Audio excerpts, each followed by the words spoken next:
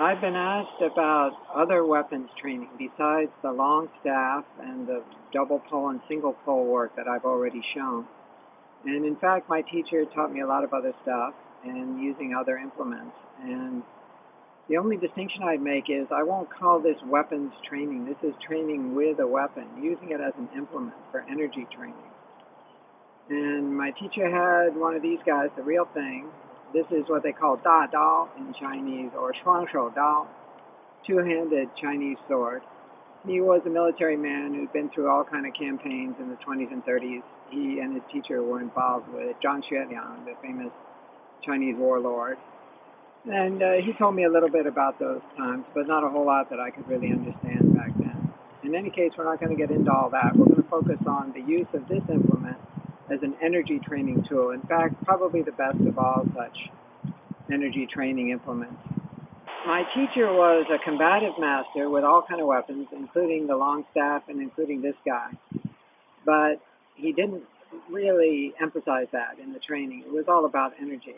Even though he'd been, or maybe because he'd been in all these campaigns and all kind of, 10 years of fighting everything under the sun, been to hell and back, he was about the most anti-war person I've ever met. So, at least in this program, we are going to focus on this strictly as an energy implement. Now, it's better not to get hung up on the hardware, on the tools. Don't geek out and get fetishistic about whether or not you've got exactly the proper weapon and the authentic replica and all that. It doesn't really matter all that much. I use this because this is what I was taught.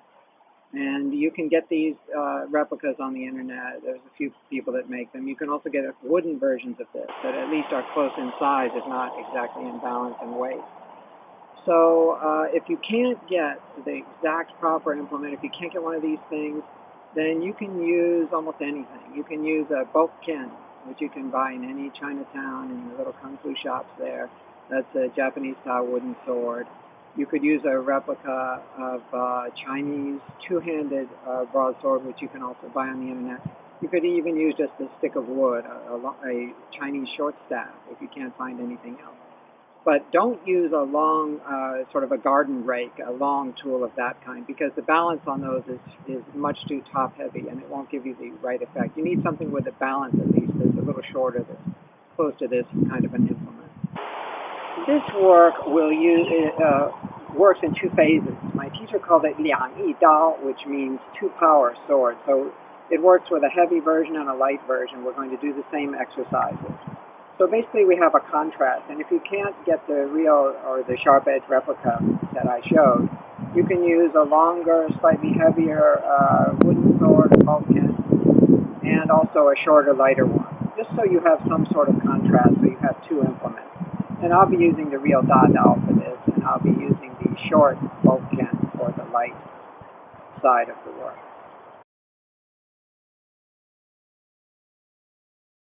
Now, when I say don't geek out on the hardware and the equipment, I really mean it. Remember that the greatest swordsman of all time, Miyamoto Musashi, he won his most famous duel by killing the guy with a boat oar. He just bashed him with a boat oar, and that was a famous swordsman he was facing who had a very famous sword, too. And he just smashed him with a boat oar because that's what he had handy. So don't worry too much about the historical accuracy and all that nonsense. It doesn't matter. All that matters is the energy training that I'm going to show. The two phases of this work, or the two things that we need to understand, are gripping protocol, energy gripping protocol. This is the 2 Dao, the two-power gripping protocol, and the set of stances. So there are 5 phases to the gripping protocol. It's very simple, but I'll go through each one of those 5 phases of the gripping protocol. And then the 5 stances. You apply the gripping protocol while you step through each of the 5 stances. In between each gripping protocol with a particular stance, you will put the sword down gently somewhere, have a nice place where you can just set it down without hurting yourself or hurting anything. Then do the quiet standing, the Xingyi style tiger hand quiet standing that's been covered in my book, Radical Xingyi Energetics. So let's go through the gripping protocol, and then I'll step through each of the stances, and then I'll show it with the heavy sword, and then the yang sword, and then contrast it with the yin sword, and that'll be the entire set of training in this is just a fundamental version of this. There's a lot more stuff that I can't cover in this video. The gripping protocol consists of 5 phases. You always grip softly as you can without losing any contact with the sword. So you never simply let it fall loose. You never lose contact with the relevant parts of your hand and your fingers. But you grip as softly as you can while maintaining that contact at all times. But even within that soft grip, you can have varying degrees of weight that you're bearing with a given hand. So we're going to start with the right hand being bearing the primary weight of the sword, the right hand. The left hand is still gripping, the skin is still in contact, but it's bearing very little weight, so I would call it 80-20. Right, 80% of the weight of the sword, left, 20%. Okay? You really need to feel that distinction, but softly. Even the hand that's bearing more weight is bearing it as softly as possible. Just a pulse of that. Now switch, so you're 80-20 but on the other side. Now the left hand is bearing most of the sword's weight, 80%. The right hand is only 20%, but both hands are still as soft as you can make them. It's only a question of which hand is bearing more weight. So we've gone number 1, right, 80-20. Number 2, left, 80-20. Number 3, both hands 50-50, but as soft as you can make them without loosening, without losing your grip. You never just sort of let it fall. You maintain the full contact, but as loose as you can, as though there's a column of air around the handle of the sword, and you're only gripping that column of air like a buffer, almost, between your skin and the material object. So feel that you're pressing on a balloon more than actually holding a rigid piece of iron. So 50-50, but 50-50 with a grip, with some intent, without physical force, but with a little bit of intent. Now loosen up, still 50-50. But just loosen up your arms and wrists, relax as much as you can, but without losing your skin contact on the grip. It's a little bit subtle, but you'll feel the difference. Still 50-50, but a loose 50-50. Now, just a nerve activation. Don't really grip it with your muscles. Just activate your nerves and your mind, and just put something into that next 50-50 here. The final 50-50 is a slightly tighter one, just very slightly tighter. Put your mind to the end of the sword tip, and the sword tip here, this last little curve, put your mind up there as you do a slightly more focused, slightly more active 50-50. This is the protocol. Right, 80-20. Left, 80-20. Tight, 50-50. Loose, 50-50. Tight, 50-50, and focus on the end of the sword. This is the hand protocol.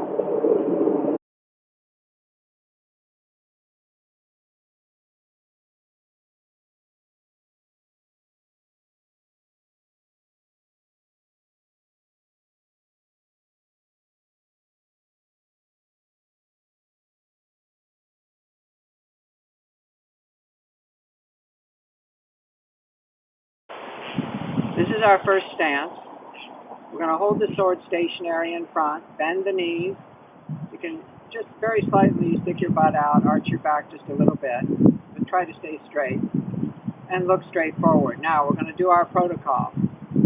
Right, strong, left, weak. Left, strong, right, weak. Just for a pulse, just for a beat or two. Both strong, but when I say strong, I don't mean muscular tension. I mean just a little bit more pressing, a feeling of pressing, even though still softly on the handle. Now loose 50-50, but don't lose contact. Now finally, tight 50-50. Put your mind to that curve at the end of the sword. And now just play with it. You hold the same stance, play between tight and loose, 50-50 each time, until finally you feel a kind of unified energy from your feet to the end of the sword. That's the stream. That's the state we want.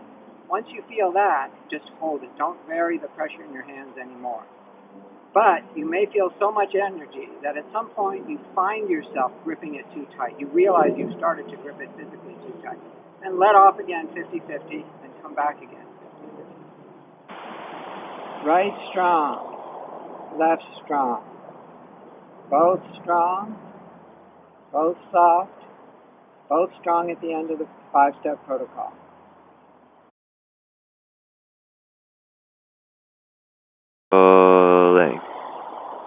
This is our second stance. This is the mabu.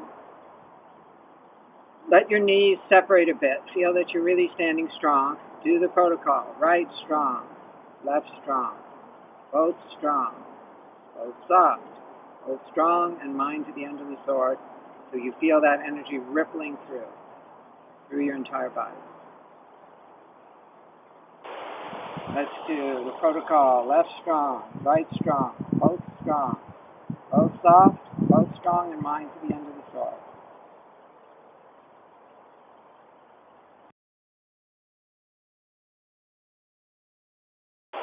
This is stance number 3, the ready stance or preparation stance.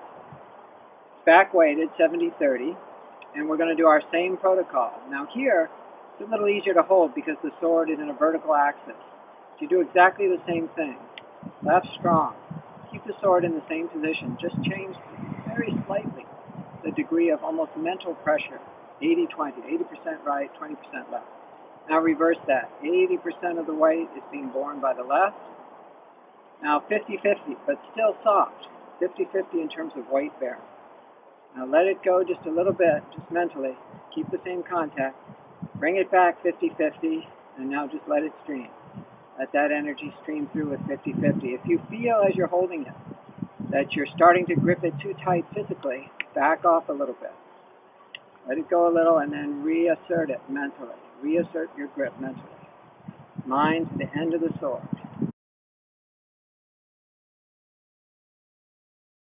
This is our stance number 4. We're going to apply exactly the same protocol. Look straight forward. Keep your back weight. This is 70-30 or perhaps even more than 70-30, more than 70 on the back. Protocol, left strong, 80-20. Just for a beat or two. Don't worry about the breath, just worry about your mind and the energy. Left strong, 80-20. 80% of the weight being borne by the left. Both strong, 50-50. A soft grip, as soft as you can possibly make it, and yet both are gripping the weight equally. Now soften that even further by keeping the same contact. Just for a beat, now come back. Slightly more active, not tense. Keep a soft grip as though you're holding a column of air, as though there's padding between you and the sword. Now mind to the end of the sword, feel the energy streaming through your arms and hands. Hopefully from your feet to your fingers. If you can't do that, then at least from your elbow to your fingers. We keep our protocol, gripping protocol. Strong right, in terms of weight bearing, not in terms of muscle and grip. Strong left in terms of weight bearing. 50-50, slightly tighter. 50-50 back off. 50-50 tighter and mind to the end of the sword. If you begin to feel you're holding it too tight, maybe you got excited, you felt the energy, or you just got careless, back off again, reassert it again softly, and you'll feel that pulse coming right through your arms once again. If you're able to maintain it with the same degree of softness, then you don't need to reassert it. Check that. Feel that.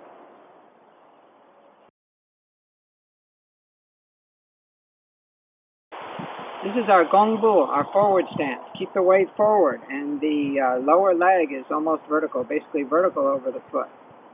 The rear knee can be bent slightly, the foot can be angled slightly out for stability. This would be an angular cut if we thought about it combatively, but we're just going to hold the sword stationary. We're going to apply our same protocol. 80-20 right. Right is bearing most of the weight. 80-20 left. Left is bearing most of the weight. 50-50 tight. 50-50 back off, a little bit softer. 50-50 reactivated and mind to the end of the sword. You'll feel that pulse of energy coming right from your feet, right out through your fingers into the handle of the sword. If you begin to feel you're gripping it too tight, back off and simply come back with the full 50-50 grip.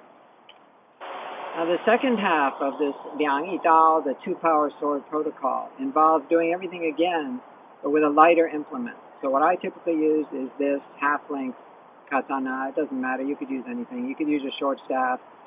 And as I said, what my teacher did the first day he taught me this, we just went up the hillside, and he had that other real sword, and he just whacked off a length of bamboo for me, about this length, to be the second implement used in the protocol. So again, you don't have to geek out on the gear. This is good enough. Just lightweight and with a decent balance and about the same grip length so that you can get your two hands comfortably separated on the grip. And using this, you just cycle through all 5 stances using exactly the same protocol. Now this is much lighter. The other sword weighs 5 pounds or more. I don't know what. Some weighs a lot. Heavy. This weighs virtually nothing. So you're going to feel the difference, but you're going to use exactly the same gripping protocol mentally to feel it. So I'll show one stance, and then you can get the other stances from the previous clip. So here's our first stance, and again, just like before, left strong, 80-20. Now the weight here is much less, so you just have to be very sensitive, and you'll really feel the difference. This is where the sensitivity comes in. Now left strong, 80-20. Now both, 50-50 with a slightly firmer grip. Now back it off. Keep the full contact. Don't change the degree of hand contact with the handle. Just the degree of tension, and just a little bit mental activation. Mind to the end of this short, light sword, and hold it as long as you can hold it without starting to tense up your grip. If you do start to tense up your grip, back off again, reassert it again. You'll feel that difference. And you'll feel the difference between using this light second implement versus the original one. But they should have a similar balance. These things all are sort of handle heavy to some extent. Both implements should have that characteristic.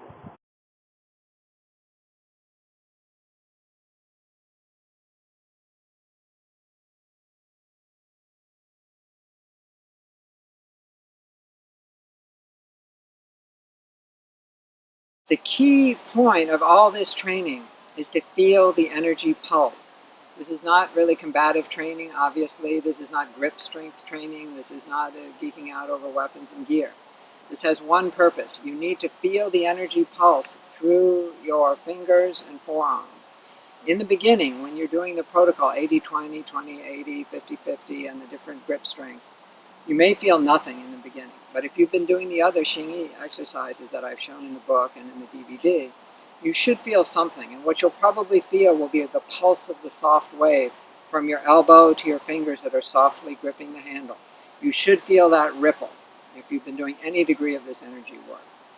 The real challenge, though, is to extend that ripple lower and lower down the origin point of that ripple, lower and lower in your body. So can you get it from the shoulders to the fingers, for example? That ripple all the way through the entire arm. That would be the next stage. Can you get it from the lower abdomen, percolating through the entire torso, out through the shoulders, out through the grip? Even to the end of the sword, you may be able to feel it. Eventually, you want the soft wave to come from your feet, in whichever of the 5 stances, to come from your feet, through the body, through the arms, through the fingers, right into the sword grip, and you will feel that. Almost as though there's an earthquake propagating through you. That is the full soft wave, and it's not so hard to achieve if you follow this Liani Dao protocol. It's amazingly easy, really. Just need to be sensitive and take it seriously and train every day. The final stage, though, is not feeling the soft wave from feet to hands. The final stage is to feel the stream as opposed to the wave. A wave still has a cyclicity to it. It's on, off, it's there, it's not there, it's coming, it's going, it's repeating itself. Once the wave speeds up, when you've got it from your feet to your fingers, it will speed up so much that it becomes what I call the stream. It will be a constant stream of energy. In effect, a kind of a state of energy engagement without any interruption from feet through the grip. And you just maintain that in whichever of the 5 stances, with your soft grip, with your mind at the end of the sword. You maintain that streaming as long as you can. If you then go back and do the no weapon, no implement, the ordinary quiet standing, and then some of the Xingyi fists or animals, you will be amazed at how hugely intensified the entire energy experience